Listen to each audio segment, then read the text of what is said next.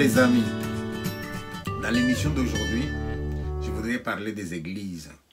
Je ne vais pas pointer une église particulière, mais des églises de manière générale. Laissez-moi vous dire, à la base des églises, nous avons d'abord le sentiment religieux, qui est un sentiment universel. C'est un sentiment qui a accompagné l'homme depuis qu'il est sur terre. L'homme est confronté à des forces naturelles qui parfois, si pas souvent, le dépassent. Et devant sa petitesse, il se tourne vers les spirituels et demande protection ailleurs. C'est de là que viennent les sentiments religieux. Mais ces sentiments religieux vont s'accompagner dès le début déjà d'un certain obscurantisme, d'une certaine subjectivité, de l'ignorance même. Ainsi donc, une éruption volcanique sera interprétée comme la colère des dieux de la montagne. Une inondation, une tempête sera considérée comme la colère de Dieu. Un feu de brousse peut être aussi lu comme étant une punition qui vient de quelque part. Heureusement, l'être humain fait des expériences, il évolue et sa manière de voir les choses évolue aussi. Et quand la manière de voir les choses évolue aussi, eh bien, il va désormais lire les choses à la lumière scientifique, mais sans piétiner la religion non plus. Mais je dois constater que certaines églises, au lieu d'évoluer, ils restent au même niveau ou alors ils font reculer la population. Faire reculer la population, qu'est-ce que je sous-entends par là? Je voudrais dire ceci que, avant même que les Européens ne viennent chez nous, nous connaissions tous Dieu. Une croyance comme ça naturelle. La preuve, dans nos langues, nous avons des mots, des vocables pour désigner Dieu. Mais lorsqu'arrivent les religions que nous pouvons appeler religions révélées, vous avez à la base une Bible, la Torah, vous avez le Coran, on va vous dire que c'est Dieu qui a dit lui-même, ou bien il a dicté à son prophète qui a écrit, et nous avons donc un livre qu'il faut suivre. Mais ce livre que nous devons suivre va provoquer des dissensions entre les gens, parce que la perception est plurielle, la lecture d'un livre est plurielle aussi. On peut lire la même phrase et l'interpréter de diverses manières. Et les différentes interprétations ont fait que nous avons des églises qui ne font que se ramifier. Mais toutes ces églises-là peuvent avoir un aspect positif si les pasteurs, en tant que mobilisateurs de peuple, amènent le peuple dans une bonne direction. Mais ces religions-là peuvent aussi nuire et donner raison à Karl Marx qui a dit « La religion, c'est l'opium du peuple ». Dans quelle situation? Mais dans la situation où, au lieu d'aller travailler, quelqu'un va vous dire « Je vais faire le jeûne pour obtenir ceci ». Mais tu peux l'obtenir par le travail, mon ami. La manne ne tombe plus du ciel. Eh bien, ce qui est malheureux aussi, c'est lorsque un malheur va arriver dans la famille et vous avez un pasteur qui viendra et qui va jouer le rôle de l'ancien féticheur de la société traditionnelle pour accuser soit un enfant de la famille, soit une dame, soit quelqu'un. Mais tiens, s'il y a un malheur dans cette famille, c'est qu'il y a un démon. Le démon, il habite celui-là. Et voilà le pasteur qui devient accusateur et l'enfant qui se retrouve dans la rue à cause de l'accusation du pasteur. Vous avez des pasteurs, pas tous, mais certains, qui vont utiliser les églises comme des entreprises, exiger que les gens leur donnent 10% de leurs avoirs. Et avec ces 10%-là, vous regardez le train de vie du pasteur, eh bien, vous ne pouvez même pas comparer avec le train de vie de ses ouailles. Tout ça, ce sont des abus. Une deuxième question, tiens, en visitant ici la ville, qu'est-ce que je n'ai pas vu? Des familles nombreuses, 12, 14, 16 enfants. Et les parents n'ont pas l'air de vouloir arrêter, ils continuent. Tout ça parce que les pasteurs leur ont dit, les enfants, c'est Dieu qui donne.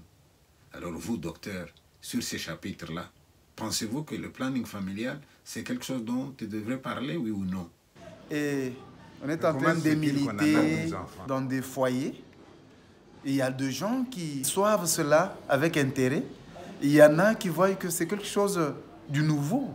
Il y a des émissions et aussi les contacts dans des foyers. Docteur, vous êtes en costume de néo-apostolique. Karl Marx qui dit « La religion, c'est l'opium du peuple ». Oui, c'est qu'on ne devrait pas prier moins. C'est question de foi et la façon dont les gens prennent ce qui est de la foi. Moi, personnellement, je travaille et notre Église nous dit de travailler. D'accord. On ne nous prend pas tout le temps là, on n'est pas là à l'Église non plus. Voilà, docteur, je vous remercie. Merci beaucoup, monsieur Pichi Banda. Merci d'être en Bujumaï. Voilà, merci. Ça nous donne une multitude des églises qui enseignent le même Dieu, qui enseignent les mêmes valeurs. Je pense que les êtres humains vont eux-mêmes se rendre compte de cela. C'est ainsi qu'aujourd'hui, on vous parle de plus en plus de l'œcuménisme. Les pasteurs, là, ils savent mobiliser les gens. Or, quand on a mobilisé les gens, celui qui les mobilise, c'est un leader. Il suffit que les leaders prennent la bonne direction pour qu'on amène les gens dans un dynamisme de travail, dans un dynamisme de solidarité, dans un dynamisme de partage, et voilà, quelque chose de bien peut en sortir. Mais malheureusement, il y a aussi des abus. Certains pasteurs profitent de la naïveté des gens pour faire des églises, des entreprises d'exploitation. On oblige les ouailles à verser 10% de leurs avoirs. Mais qu'est-ce qu'on fait de cet argent-là? Eh bien, on ne fait pas des orphelinats, on ne fait pas des écoles, mais c'est de l'argent qui vont donner au pasteur lui-même un train de vie au-dessus de celui de ses ouailles. Là, on abuse. On abuse aussi lorsque le pasteur a tout simplement pris la place du féticheur. Dans le temps, c'était le féticheur qui accusait les gens pour dire celui-là c'est un sorcier.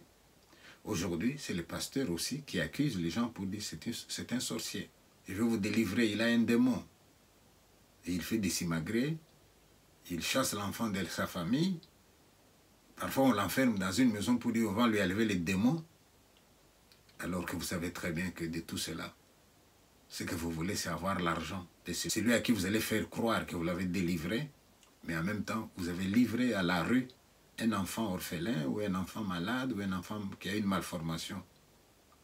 Sur ce point-là, je pense qu'on devrait faire un examen de conscience. Vous avez aussi des églises qui vous diront « Ah, mais nous, on est les meilleurs. Les autres là, non, ça c'est rien.